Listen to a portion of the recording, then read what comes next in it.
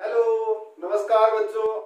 प्यारे बच्चों, हम पढ़ रहे थे जो हमारा 12th है, उस 12th में यूनिट 4 विद्युत धारिता उसके हमने जो दो टॉपिक पढ़ लिए थे कि विद्युत धारिता किसे कहते हैं और विद्युत धारिता का क्या उपयोग है दैनिक जीवन में या फिर फिजिक्स में। ठीक है, अगला जो हमारा टॉपिक है वो है विलगित गोलीय चालक की धारिता। विलगित गोलीय चालक को हम समझते बेटा ध्यान से कि धारिता मैंने आपको बताया था। जो लोग मुझे फॉलो कर रहे हैं वो एक बात को क्लियर से समझ ले, अच्छे से जानते भी हैं कि अगर चार्ज है, आवेश है तो विद्युत बल है, आवेश है तो विद्युत बल है, क्योंकि भाई हमें धारिता ज्ञात करनी है। अब गणितीय रूप में चल रहे हैं, मैथमेटिकल फॉर्मूला कैलकुलेट करेंगे। तो जो मुझे फॉलो कर रहे हैं वो जानते हैं कि आवेश है तो विद्युत बल है, और विद्युत बल है तो विद्युत क्षेत्र है, और विद्युत क्षेत्र है तो विद्युत विभव है, विद्युत विभव है तो विद्युत धारिता है। इसका मतलब ये हो गया कि जो हमारा इलेक्ट्रोस्टैटिक्स है, स्थिर वैद्युत की जो 4 पार्ट हमारे 12th में है वो एक दूसरे से जुड़े हुए हैं। पहला पार्ट जो था आपका फर्स्ट यूनिट, उसमें हमने चार्ज के बारे में, आवेश के बारे में पढ़ा, आवेश के जो भी प्रॉपर्टीज है, गुणधर्म है, उनको देखा, और फिर हमने विद्युत बल को पढ़ा। ठीक है जी। और फिर विद्युत बल पढ़ने के बाद हमने पढ़ा था विद्युत क्षेत्र। तो ये फर्स्ट और आपके पास सेकंड चैप्टर कंप्लीट हो गए थे। यहाँ तक आवेश में विद्युत बल और विद्युत क्षेत्र ज्ञात करने के बाद जब विद्युत क्षेत्र हम ज्ञात कर लेते हैं गाउस के नियम से, अलग अलग हमने तार लिया था, प्लेटें ली थी, है जी। गाउस के ध्यान रखना 5 ही एप्लीकेशन है जो हमारे 12th के सिलेबस में। एक तो कोई भी लीनियर वायर है, रेखीय वायर, तार, और दूसरा हमारे पास 2 प्लेट थी, एक चालक और एक कुचालक, कंडक्टिंग और नॉन कंडक्टिंग प्लेट थी, और 2 आपके पास स्पेयर थे, एक चालक स्पेयर और एक कुचालक स्पेयर। सबके लिए हमने गाउस ने विद्युत क्षेत्र ज्ञात किया था, यानी कि ज्ञात करने का तरीका बताया था। फिर उसके बाद जो हमारा स्थिर वैद्युति का तीसरा पार्ट था वो था आपके पास विद्युत विभव का। विद्युत विभव कब आएगा बेटा? विद्युत विभव तभी आएगा तब विद्युत क्षेत्र होगा। विद्युत क्षेत्र कब आया? जब विद्युत बल था। विद्युत बल कब लगता है? जब आवेश होते हैं। इसका मतलब हम अगला जो पार्ट पढ़ रहे हैं, जो टॉपिक है हमारा, और हमारा जो चैप्टर है वो है विद्युत धारिता, और ये इलेक्ट्रोस्टैटिक्स का लास्ट चैप्टर है, चैप्टर नंबर 4। थोड़ा सा समझते हैं। जो लोग मुझे लगातार देख रहे हैं मेरे चैनल को, वो जानते हैं कि विद्युत बल जो है, अगर हम बिंदु आवेश के लिए बात करें तो बिंदु आवेश की बात करें तो बेटा आप सबको पता है बिंदु आवेश के लिए आपके पास विद्युत बल आता है K Q1 Q2 upon R², है जी। और बिंदु आवेश के लिए विद्युत क्षेत्र ज्ञात करते हैं तो आपके पास फॉर्मूला आता है KQ अपॉन R²। अगर विद्युत बल में एक आवेश को हम हटा देते हैं बल में से तो बन जाता है विद्युत क्षेत्र। किसके लिए? बिंदु आवेश के लिए। रटने की कहीं जरूरत नहीं है। बहुत बार बोर्ड में पूछा जाता है बिंदु आवेश के कारण विद्युत क्षेत्र की तीव्रता ज्ञात करो, तो आपको पता होना चाहिए कि जो विद्युत बल है इसमें से अगर एक आवेश हम रिमूव कर देते हैं तो आपके पास क्या बन जाता है? विद्युत क्षेत्र। फिर नेक्स्ट आपके पास था विद्युत विभव। विद्युत विभव में अगर जो आपका विद्युत बल है उसमें से एक दूरी को भी कम कर दे, एक दूरी भी रिमूव कर देते हैं, हटा देते हैं, तो आपके पास फॉर्मूला आया था बिंदु आवेश के कारण विभव KQ अपॉन R। ठीक है। अब भाई बात यह है कि हम इसमें पढ़ने वाले क्या है? विद्युत धारिता। तो एक बात समझ लेना, कविता का सार ये है कि सारे पार्ट एक दूसरे से जुड़े हुए हैं। तो विद्युत धारिता तभी आएगी जब हमारे पास विद्युत विभव होगा।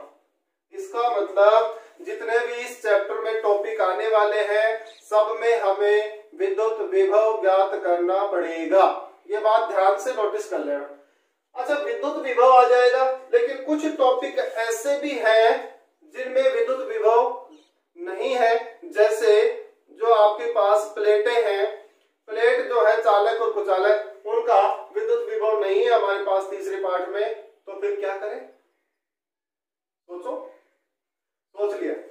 तो विद्युत विभव नहीं है तो उससे पीछे आ जाओ, उससे पीछे आए तो हमारे पास क्या है, विद्युत क्षेत्र। इसका मतलब ये हुआ कि जिसका विद्युत विभव नहीं है उसका हमें क्या ज्ञात करना पड़ेगा, विद्युत क्षेत्र। और विद्युत क्षेत्र गाउस ने सभी आकृतियों के दे रखे हैं, चाहे वो लंबाई में हो, चाहे वो पृष्ठ में हो और चाहे आयतन में हो। इसका मतलब ये हुआ कि विद्युत क्षेत्र आ जाएगा तो उसका विभव ज्ञात कर सकते हैं और विभव से विद्युत धारिता ज्ञात कर सकते हैं।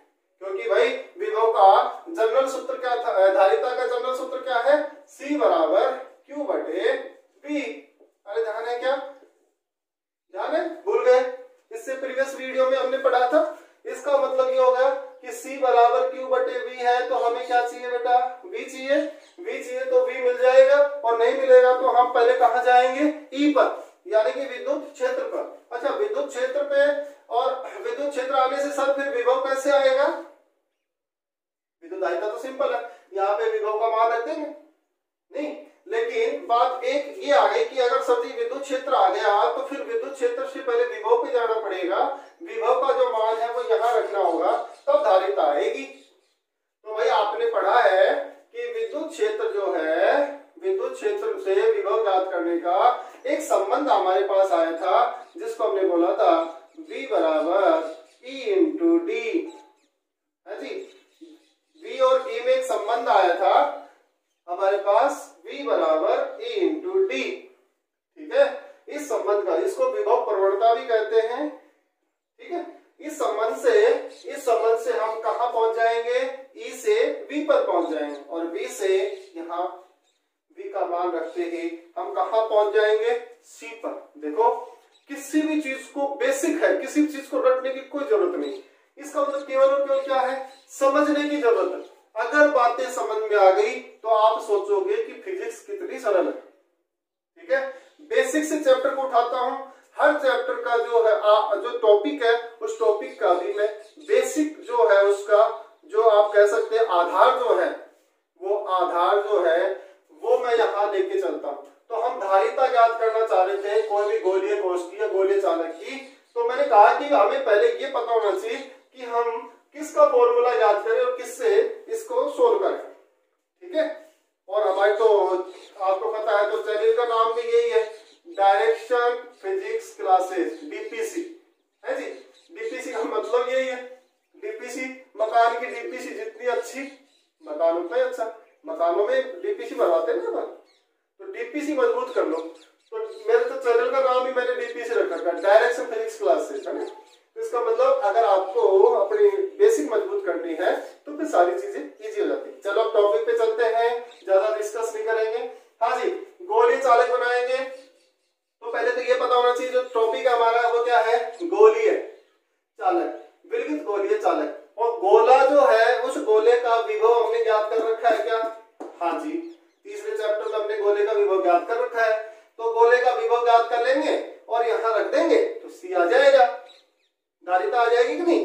चलो करके देखते हैं एक बार। तो ध्यान से देखो, समझना टॉपिक को। अब हम कुछ इसको सोल्व करने की कोशिश कर रहे हैं, तो कुछ भी नहीं करना, आपको ज्यादा टेंशन नहीं लेनी किसी भी टॉपिक में।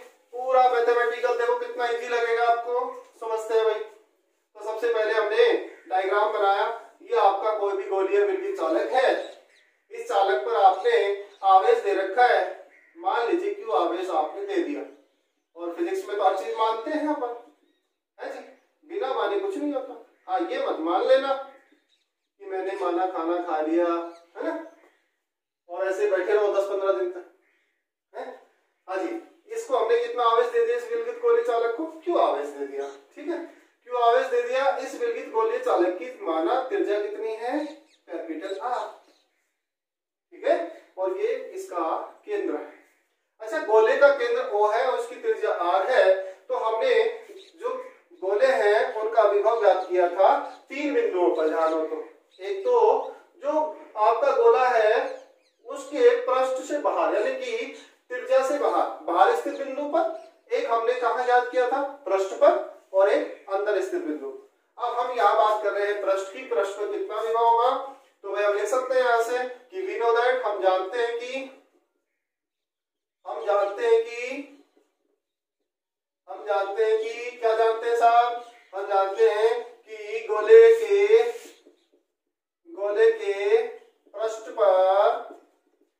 पृष्ठ पर विभव क्या होगा बेटा, V बराबर के क्यू बटे आर, है जी।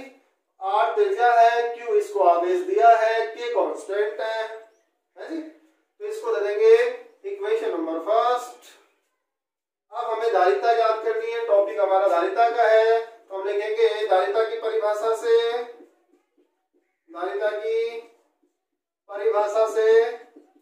और क्या कहती है धारिता की परिभाषा, ये कहती है कि C बराबर होता है Q बटे V।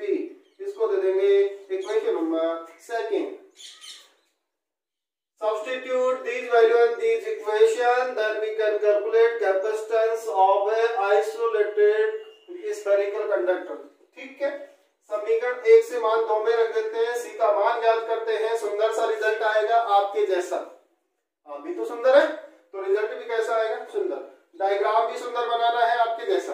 तो क्या जाएगा भाई, मान रखते हैं, तो हम लिखेंगे समीकरण 1 से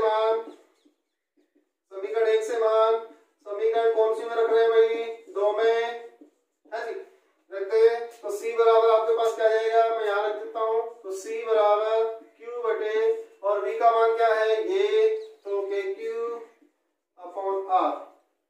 ठीक है, इसको साइड में, तो भाई Q ने Q को मार दिया, कैंसिल हो गया Q, तो C इज इक्वल टू आपके पास आ जाएगा, R कहाँ जाएगा, R अपॉन K, ठीक है, ये आ गया आपका। अब K की वैल्यू सब्स्टिट्यूट करो, तो हम लिखेंगे, हम जानते हैं K इज इक्वल टू क्या है भाई, 1/4 पाई एप्सिलॉन 0। किसके लिए, ये है निर्वात के लिए, पढ़ चुके आप पहले पाठ में, निर्वात के लिए। ठीक है, K का मान है, ये मान यहाँ रख देंगे K की जगह, तो क्या आ जाएगा देखो, तो ये सिंपल सा अच्छा सा सूत्र आएगा, रख देते हैं मान, रखेंगे तो आपके पास आएगा C is equal to R upon K का मान 1/4 पाई एप्सिलॉन 0। तो 4 पाई एप्सिलॉन 0 कहाँ जाएगा, ऊपर चला जाएगा डिनोमिनेटर से नोमिनेटर में, तो C इज इक्वल टू आपके पास आएगा 4 पाई एप्सिलॉन 0 R। ये आ गई विलगित गोलीय चालक की धारिता, किसमें जान रहे, निर्वात में। कैसे पता लगा निर्वात में, क्योंकि यहाँ क्या आ रहा है, एप्सिलॉन 0, और एप्सिलॉन 0 किसको दर्शाता है, एप्सिलॉन 0 दर्शाता है निर्वात को, यानी कि ये निर्वात की विद्युतशीलता है। ठीक है, अच्छा, उसके बाद माध्यम में याद करें, तो माध्यम में क्या आ जाएगा बेटा, माध्यम के लिए धारिता, तो हम लिखेंगे माध्यम के लिए धारिता, विलगित गोलीय चालक के माध्यम में विद्युत धारिता क्या आ जाएगी बेटा, माध्यम में विद्युत धारिता याद करते हैं। माध्यम के लिए ध्यान रहे आपके पास K का मान क्या आ जाता है, K is equal to 1/4 pi epsilon 0 into epsilon R। ठीक है, ये आपके पास माध्यम के लिए K का मान है, फर्स्ट चैप्टर में पढ़ चुके हैं, याद होना चाहिए। तो ये मान हम वापस से इसमें रखेंगे, तो भाई क्या आ जाएगा, देखो सुंदर सा रिजल्ट आएगा आपके जैसा, है जी, सुंदर सा रिजल्ट आपके जैसा क्या आने वाला है, देखो भाई, देखो ध्यान से, ध्यान यही होना चाहिए, टॉपिक समझ में नहीं आएगा वरना। तो CM ले लेते हैं, M for medium, C for capacitor, R है जी, अपॉन K की वैल्यू ये रखेंगे 1/4 pi epsilon 0 into epsilon R। तो CM आपके पास क्या जाएगा, माध्यम के लिए ये ऊपर जाएगा, तो आपके पास आ जाएगा 4 pi epsilon 0 into epsilon R into capital R। ये किसके लिए आ गया आपके पास, ये आ गया माध्यम में धारिता। ठीक है, माध्यम में धारिता, ये तो आ गई आपके पास निर्वात में धारिता, और ये आ गई किसमें, माध्यम में। तो लिख देंगे कि ये जो धारिता आई है वो किसमें आई है, माध्यम में विद्युत धारिता, माध्यम में विद्युत धारिता। ठीक है, ठीक है, पॉज चाहो तो आप इसको लिख सकते हैं। एक बार रिवाइज कर लेते हैं फास्टली। क्या क्या पढ़ा हमने भाई? हमें जब भी हमारे एग्जाम में ये आएगा कि धारिता ज्ञात कीजिए किसी भी टॉपिक में, तो हमें ये पता होना चाहिए कि धारिता से पहले कविता का सार ये था कि Q है तो F है, F है तो E है, E है तो V है और V है तो C है। इसका मतलब हमें पहले V ज्ञात करना होगा हर टॉपिक का। अगर V नहीं है तो मैंने आपको एक रास्ता बताया, वो रास्ता क्या था? वो रास्ता जाता है E की तरफ। ठीक, E और V में संबंध से V आ जाएगा, E से और फिर C आ जाएगा। अच्छा, दोनों का अनुपात देखें भाई, तो दोनों का अनुपात ले लेते हैं। निर्वात और माध्यम में अनुपात क्या आएगा आपके पास? वो आएगा C/Cm और क्या आ जाएगा 4πε0 इंटू r। ये तो आ गया आपके पास निर्वात में, और माध्यम में ये रहा, ये मान रख दीजिए 4πε0 इंटू r इंटू r। क्या कटा भाई? कैंसिल क्या क्या हो रहा है? किसने किसको मार दिया? 4πε0 ने 4πε0 को, r ने r को, तो C/Cm आपके पास आ जाएगा 1/1/ε/r। ठीक है, तो इसको ऐसे तो लिख सकते हैं, क्रॉस मल्टीप्लाई करें। क्रॉस मल्टीप्लाई जानते हैं? इस तरह से इधर की चीज इधर और इधर की इधर। चीजें बहुत ही आसान लगेंगी, जुड़े रहो मेरे साथ। इसका मतलब हो जाएगा Cm इज टू C, ये इधर आएगा तो ε/r इंटू C। यानी कि माध्यम की जो धारिता है, ये फॉर्मूला ये कह रहा है कि माध्यम की जो धारिता है वो निर्वात की धारिता को अगर ε/r का मतलब क्या है? परावैद्युतांक से अगर गुणा कर देते हैं, ε/r परावैद्युतांक, तो क्या आ जाएगा आपके पास? माध्यम की विद्युत, माध्यम में विद्युत धारिता। ठीक है, अच्छा अब एक बात और समझते हैं बेटा, थोड़ा सा मैं बेसिक की बात करूं, थोड़ा सा बेसिक क्लियर करते हैं इसका। देखो देखो देखो, बेसिक इलेक्ट्रोस्टैटिक्स में यानी कि धारिता में आपको जो सबसे इंपॉर्टेंट बात जो है वो याद रखनी है, वो क्या है? वो ये है भाई, ध्यान से समझेंगे, वो ये है साहब कि F Q है तो F है, F है तो E है, E है तो V है और V है तो C है। F में क्या था? K का मान आ रहा था 1/4πε0, फॉर्मूला ये आया था Q1 इंटू Q2/r²। इसका मतलब जो आपके पास निर्वात की विद्युतशीलता है वो आ रही थी नीचे, तो माध्यम में लिख रहे थे तो हम लिखते थे 1/4πε0 into ε/r Q1 into Q2/r²। Clear? देखो बहुत अच्छा रिजल्ट आएगा। E लिखेंगे तो E क्या लिखेंगे? 1/4πε0 इंटू ε/r मीडियम के लिए, और आ जाएगा माध्यम के लिए Q/r इसका, और V लिखेंगे तो 1/4πε0 इंटू ε/r Q/r, और C लिख रहे हैं तो आपके पास C आ रहा है 4πε0 इंटू ε/r इंटू क्या था r। देखो सब में क्या भिन्नता क्या है? इस वाले लास्ट वाले में देखो भिन्नता क्या है। इसमें जो है परावैद्युतांक जो है वो किस में आ रहा है? समानुपाती। किस में आ रहा है? समानुपाती। और बाकी सब में क्या है? व्युत्क्रमानुपाती। अरे सब में क्या है? व्युत्क्रमानुपाती। इसका मतलब ये हो गया कि अगर कोई भी आपके पास कोई भी टॉपिक है, अगर माध्यम में है तो उसका विद्युत बल भी कम होता है, विद्युत क्षेत्र की तीव्रता भी कम हो जाएगी और विभव भी कम हो जाएगा, लेकिन धारिता का मान बढ़ जाएगा। बोलो नहीं क्या? सुंदर बात। इसका मतलब होगा धारिता का मान क्यों बढ़ा भाई? क्योंकि जो आपका परावैद्युतांक है वो किस में आ रहा है? समानुपाती। परावैद्युतांक किस में आ रहा है? समानुपाती। ठीक, अब इसी से संबंधित एक टॉपिक करते हैं, एक सवाल करते हैं, बहुत ही सुंदर एक सवाल देखते हैं बेटा इसी टॉपिक से संबंधित। अपना जो बुक का एक क्वेश्चन है उसको देखते हैं। बुक का एक क्वेश्चन है कि जो आपकी पृथ्वी है उसकी धारिता याद करते हैं। पृथ्वी की धारिता याद करो। अब पहले तो ये बताओ कि पृथ्वी जो है आप सब जानते हैं पृथ्वी जो है वो चालक गोला है, स्फीयर है, चालक गोला है और गोलीय चालक की धारिता हमने ज्ञात कर ली। इसका मतलब ये हो गया कि हमें पृथ्वी की धारिता ज्ञात करनी है। तो पृथ्वी के लिए कुछ चीजें और याद रखना कि पृथ्वी पर विभव का मान 0 होता है, ठीक है, विभव का मान 0 होगा, यानी कि पृथ्वी को कितना भी आवेश दे लो, ठीक है, उसका विभव हमेशा क्या रहता है, 0, क्योंकि ये अनंत आवेश को संग्रहित कर सकती है पृथ्वी। अच्छा, तो भाई हमारा सूत्र लिखेंगे, पृथ्वी की धारिता ज्ञात करनी। तो हमें पता चला कि पृथ्वी क्या है, सबको पता है, 11वीं में पढ़ लिया कि पृथ्वी एक गोला है और चालक गोला है। पृथ्वी इसका मतलब चालक गोला है जी, चालक गोला है। तो चालक गोले के लिए हमने विद्युत धारिता का सूत्र पढ़ लिया है, C क्या था, 4 पाई एप्सिलॉन 0 इनटू R। इसका मतलब धारिता ज्ञात करनी है तो आपको क्या चाहिए, R का मान चाहिए। तो भाई हम लिखेंगे, हम जानते हैं कि पृथ्वी की त्रिज्या, हाँ भाई 11वीं पढ़ लिया, याद है क्या, पृथ्वी की त्रिज्या कैपिटल R बराबर कितनी है भाई, 6400 किलोमीटर। कितनी है रे, 6400 किलोमीटर। कितनी है रे, 6400 किलोमीटर। 11वीं पढ़ लिया भाई गुरुत्वाकर्षण वाले पार्ट। किलोमीटर को मीटर में बदलो, R बराबर आ जाएगा 6400 गुणा 10 की घात, देखो किलोमीटर को मीटर में 10 की घात कितनी आ जाएगी, 3।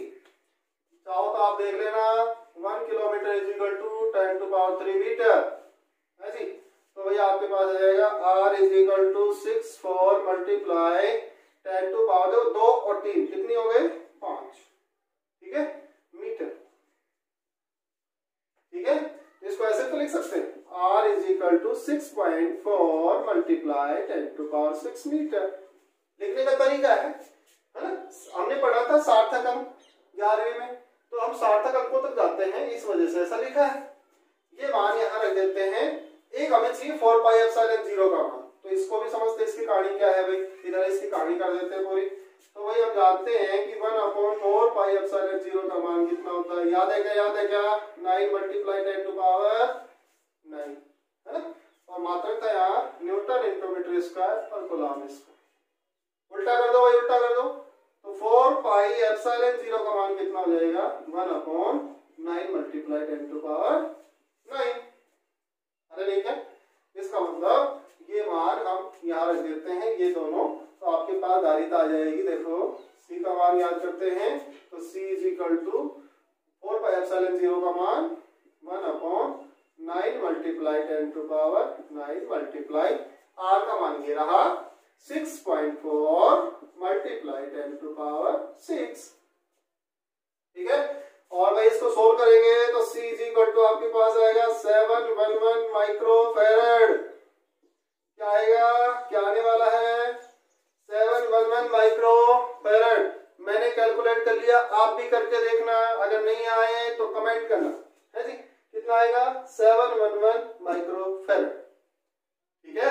इसका मतलब पृथ्वी की जो धारिता है वो 711 माइक्रोफैरड मिलती है। इससे एक बात और क्लियर हो गई, पृथ्वी की धारिता फैरड में नहीं है, कितनी कम है जी।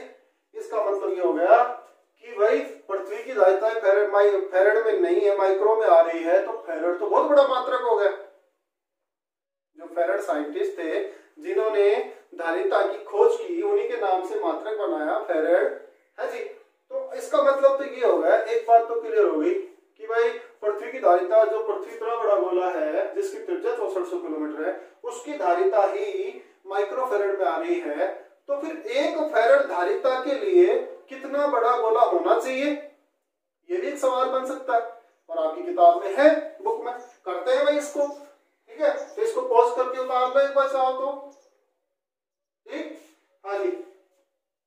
एक वो क्वेश्चन है इसमें, अब हम ऐसा गोले की त्रिज्या ज्ञात करेंगे जिसकी धारिता कितने फैरड हो, 1 फैरड, क्योंकि पृथ्वी की नहीं आ रही। तो चेक करते हैं, एक सवाल ले लिया, दूसरा सवाल ले लेते हैं। हाँ जी, दूसरा सवाल ये है कि 1 फैरड धारिता के गोले की त्रिज्या, 1 फैरड धारिता के गोले की त्रिज्या याद करो, सिंपल, हम तो वही फॉर्मूला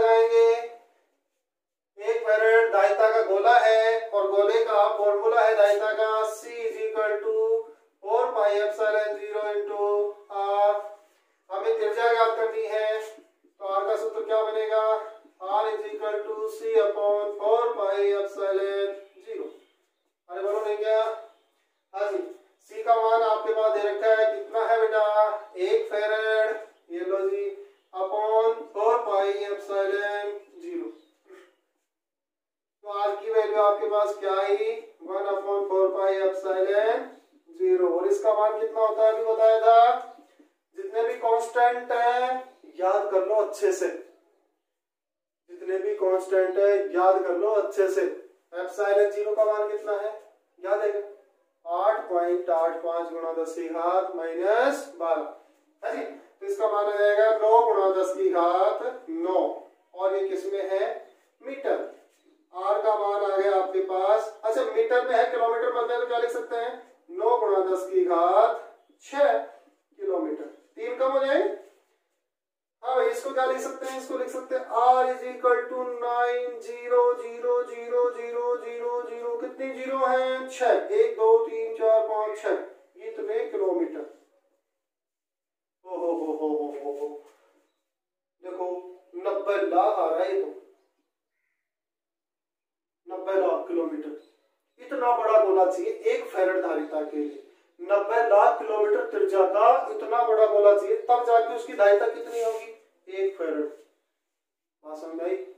और ऐसा चालक गोला ब्रह्मांड में, बड़े बड़े पृथ्वी से बड़े बड़े हैं गोले तो, लेकिन चालक गोला मिलना संभव नहीं है, और अगर है तो हमें पता नहीं है। ठीक है, इसका मतलब ये हो गया कि 90 लाख किलोमीटर त्रिज्या चाहिए 1 फैराड धारिता के लिए। ठीक है, तो भाई ये जो आपके पास विलगित गोले चालक की जो धारिता है ये मैंने आपको बताई। आपको कैसा लगा, कितना समझ में आया, आप कमेंट करके बता सकते हैं। ठीक है, और जो हमारे वीडियो है उन वीडियो को लाइक करें, शेयर करें, सब्सक्राइब करें, और जो बेल आइकन है उस बेल आइकन को जरूर प्रेस करें, उससे मेरे आने वाले जो वीडियो हैं उनके नोटिफिकेशन आप तक पहुंच जाएंगे। और अगर मेरे पीछे के वीडियो आपने नहीं देखे हैं तो मैं उनको धीरे धीरे एक करके अपलोड कर रहा हूं। आपको फिजिक्स बहुत ही आसान लगेगी, समझ में आएगा बिल्कुल, है ना। तो बेसिक से मैं टॉपिक को उठाता हूं कि आपको कहीं रटने की कोई जरूरत नहीं है, केवल और केवल समझना है। ओके, आज के लिए इतना ही। Thank you class, thank you so much.